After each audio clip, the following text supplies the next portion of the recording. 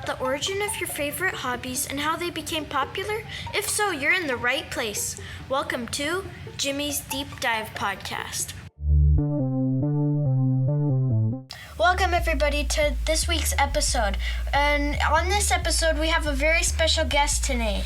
Her name is Sydney, and she's going to talk to us about her hobby. So, welcome Sydney to the Deep Dive Podcast, where basically I'm going to talk with you one-on-one about the history of your hobby, how it became popular, and in this episode actually, why you enjoy it. So, let's go ahead and get your thoughts on why you enjoy it.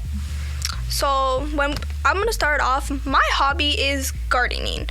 I started gardening when I was about 6 years old with my mom and my dad and my older and younger sibling. I started off just planting flowers because it's like a kid activity. You plant flowers with your family. And I like planting stuff in general because I don't know, it's something about seeing how the flowers grow and how stuff grows. It's interesting. It's nice seeing something that you planted actually grow. It's beautiful, and the amount of flowers you can make, there are millions and tons of kinds. That's very interesting to hear your thoughts.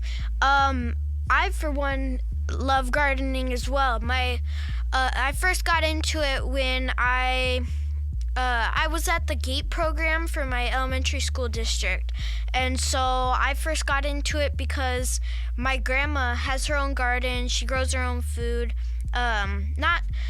She doesn't rely on her garden, but she has different fruits and stuff that she'll get. But I think it's really interesting how you started out. Anyways, I started out at the GATE program for my elementary school district, and I did a couple gardening classes here and there because we started in 4th grade, so I didn't have a whole long time to do it like most kids do. But I think it's really cool that as kids we have these availabilities to us to do this kind of stuff. I wanted to ask you, who first got, of your family, who first got you to be in love with gardening as your hobby? So my older brother was probably the one who helped me gather the momentum to actually start gardening and enjoy it, because when I was younger, he bought me this small set of poppy seeds, and he said, "Sydney, I want you to try planting something for me." And he handed me the pack of poppy seeds. And I asked him, "What's this?" And he said, "These are flower seeds. They're your favorite color, orange. So I want you to plant them for me." And I said, "Sure." And he helped me plant them. And I was really excited. And when I look back by 5 years, I see, oh my God, I actually grew these flowers and they're still alive. Because when you put care into something that you built or made, it's just beautiful, because when it comes out to what you want, it's it's beautiful for what you like, and you built it yourself, giving you how do I say it? What's the word? Confidence? Probably also confidence, but maybe encouragement. Yeah, encouragement. That's probably the word. It gives you that little push to keep on doing what you love. That's really nice sounding. Well, I kind of wanted to go into the history just about your hobby, so we're going to take a quick break, go towards that, and then when we come back from that, we'll talk more one-on-one with Sydney. History section of your hobbies. Today we're going to still be talking about gardening because, of course, we have Sydney here still. So, gardening is the process of growing plants for their vegetables, fruits, flowers, herbs, or ornamental purposes with a designated space. They fulfill a wide assortment of purposes, notably the production of aesthetically pleasing areas, medicines, cosmetics, dyes, foods, poisons, wildlife habitats, and saleable goods. People often partake in gardening for its therapeutic, health, educational, cultural, philosophical, environmental, and religious beliefs. Gardening varies in scale from the 800-hectare Versatalis Gardens in France, which is about roughly equal to 3.09 miles squared, down to a container garden grown inside. Many gardens take many forms, some only containing one type of plant, while others involve a complex assortment of plants with no particular order. Gardening can be difficult to differentiate from farming. They are most easily differentiated based on their primary objectives. So after the emerge of the first civilizations, wealthy individuals began to create gardens for aesthetic purposes. Ancient tomb paintings from the New Kingdom, which is roughly around 1500 BC, provides some of the earliest physical evidence of ornamental and landscape design. And they depict lotus ponds surrounded by symmetrical rows of acacias and palms. A notable example of this ancient depicted ornamental garden was the Hanging Gardens of Babylon, one of the 7 wonders of the ancient world. Although a garden typically is located on the land near a residence, it may also be located on a roof, in an atrium, on a balcony, in a window box, on a patio, or vivarium. Gardening also takes place in non-residential green areas, such as parks, public or semi-public gardens, which is botanical gardens or zoological gardens, amusement parks, and along transportational corridors, and even around tourist attractions and garden hotels. In these situations, a staff or gardeners or groundskeepers maintain the gardens. Indoor gardening is concerned with the growing of houseplants, which is a residence or building in a conservatory or in a greenhouse. Indoor gardens are sometimes incorporated as part of air conditioning or heating systems. Indoor gardening extends the growing season in the fall and spring and can be used for winter gardening.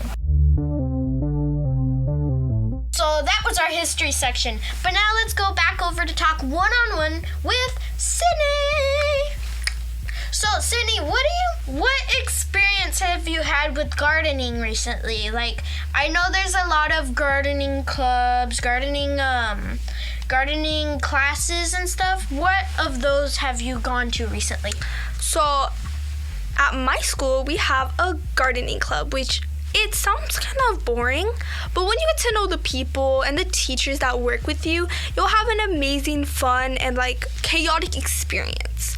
I have been in gardening since the beginning of the year, and I've met a lot of amazing people through that one program.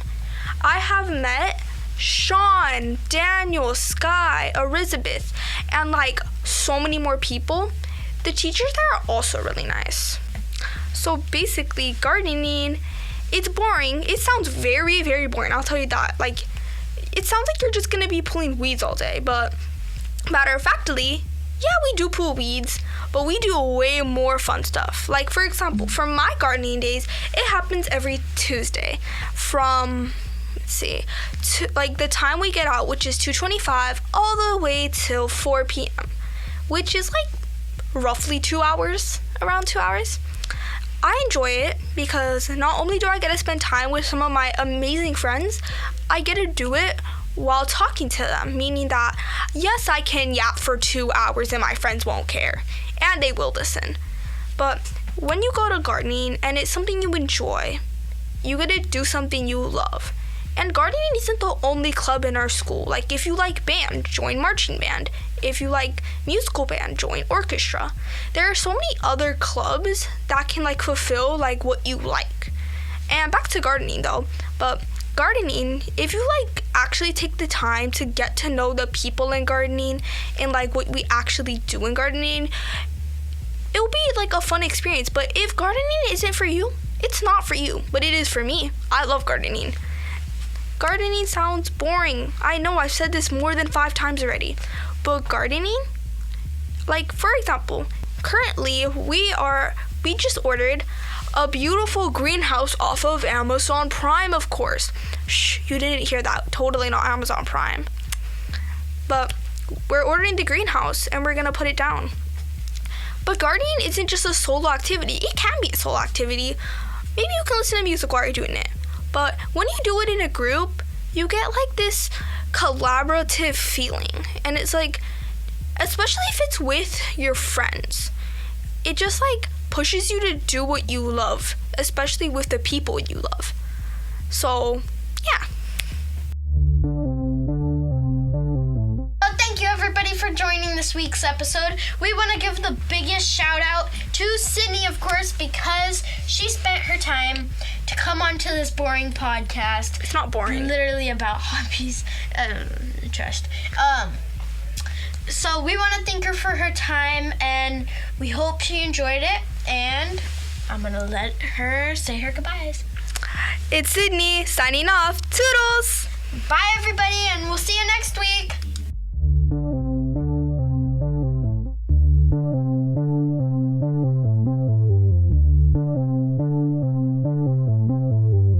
Today's episode is 100% organic and crafted straight from the hands of myself and my amazing teacher, Miss Asia. And of course, the biggest thanks to her and the Tiger Woods Learning Lab of Anaheim for making this podcast possible.